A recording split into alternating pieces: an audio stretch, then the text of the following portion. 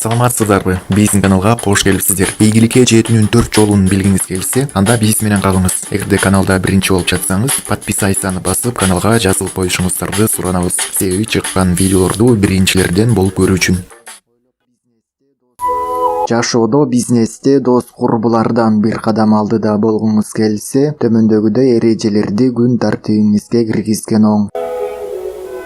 Биринчиси күндөн мурун ойгонуу. Ийгиликке жеткен кесипкерлердин, ойлоп тапкычтар менен тарыхта аты калган окумуштуулардын баарына атаандык бир эреже бул эрте туруу. Буга байланыштуу элибизде эрте турган эркектин ырысы артык, эрте турган аялдын бир иши артык делет. Ошондой эле чоң апаларыбыз эрте тур, ырыскыдан кем каласың деп ойготушар эле. Анысы кандай таңкы тилек бат кабыл болот дейт улуу адамдар. Бул чын. Муну мындай түшүндүрүрсө болот. Мисалы, сиз коммуналдык төлөгөнү бардыңыз дейли. Адам көп, эмне кыласыз? Айла жок, кезегиңизди күтөсүз. Кечке чейин кезегиңиз келип төлөйсүз. Ал эми алдыңызда 7 миллиард адам болсо, кезегиңиз качан келет? Жер бетинде 7,5 миллиард адам бар. Алардын баары тең күндө Кудайдан тилек тилейт. Сиз дагы. Бирок тилегиңиз канчанчы болуп кезекке тиркелгенин билбейсиз. Ошондуктан эрте менен башкалар уктап жатканда, сиз эрте туруп тилек айтууну адат кылыңыз. Ошондой эле эрте туруунун башка дагы пайдасы көп. Мисалы, үй жумуштарынын бир азын эрте туруп бүтүрүп таштоого болот. Эрте турсаңыз, таңкы машыгуу, боенуп чачты жасаганга да убакыт табасыз. Баарынан эрте жумушка келесиз. Кесиптештериңизден көп жумуш аткарасыз. Бул кызматта көтөрүлүүгө себепчи болот.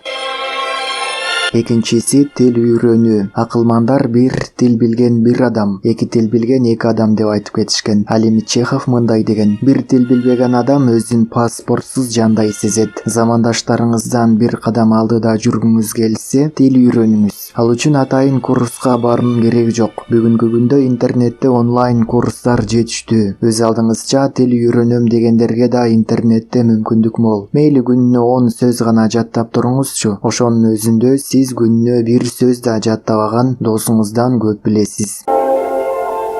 Үчүнчүсү китеп окуу. Китепти көп окусаңыз, өзүңүздүн кайсы жерде адашып жүргөнүңүздү билесиз. Андай болсо, ар дайым билимиңизди арттырып, билбегениңизди үйрөнүүгө аракет кылыңыз. Ал эми ашыкча билим китепте. Азыр китепканада да, китеп дүкөндөрүндө да издегениңизди оңой таба аласыз. Эч болбосо интернеттен электрондук китептерди окуңуз. Досторуңуз YouTube'дан кино көрүп отурганда, же болбосо дүйнөлүк желелерде эч пайдасы жок бирөөнүн постун окуп жатканда, сиз пайдалуу китеп окуңуз. Мисалы, 1 жашар балага кандай массаж жасаш керек деген темадагы китептерди окуп, массаж жасаганды үйрөнүп алыңыз. Массажистке барып акча коротпой каласыз. Же болбосо гелди, лакты тырмакка боюунун эрежеси. Эреже боюнча интернеттен пайдалуу кеңештерди окуп үйрөнүүгө болот. Ошондо ай сайын сулуулук салонуна акча жумшабайсыз жана муну кошумча киреше булагына айлантууга болот. Көп жашаган эмес, көптү көргөндөн сура деген акыл кеп бар.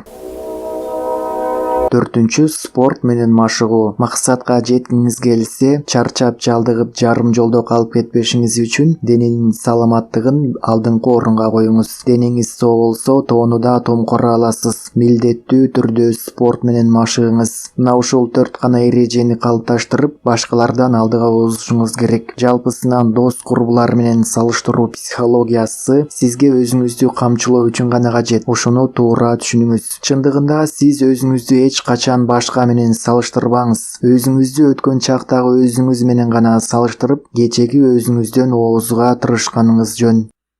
Видео жакса, ылдыйдагы подписайсаны басып, каналыбызга жазылып коюшуңуздарды суранабыз. Дос тааныштарыңыздарга соцсеттерден бөлүшүп жөнөтсөңүздөр болот. Көргөнүңүздөр үчүн чоң рахмат. Кийинки видеолордон көрүшкөнчө.